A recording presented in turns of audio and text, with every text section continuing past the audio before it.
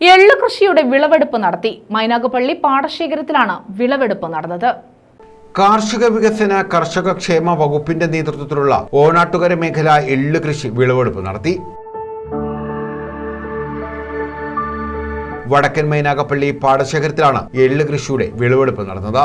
ഗ്രാമപഞ്ചായത്ത് president PM Syed വിളവെടുപ്പ് ഉദ്ഘാടനം ചെയ്തു. പിന്നെ കൃഷിക്കാരുടെ കാര്യം പറഞ്ഞാൽ വളരെ പ്രയാസകരമായ ഒരു കാലഘട്ടത്തിലാണ്. അവർക്ക് ഒരു ആനുകൂല്യവും ലഭിക്കുന്നില്ല.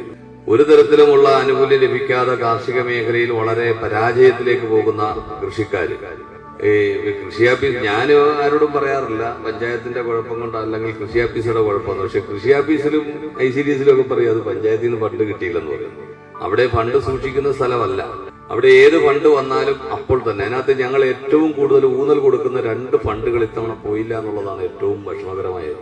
മനോജ് അധ്യക്ഷത വഹിച്ചു. പഞ്ചായത്ത് അംഗം ജലജ, മനാഫ്, അനിൽ പ്ലാമൂട്ടിൽ തുടങ്ങിയവർ പങ്കെടുത്തു. News bureau, Sasthamkotta.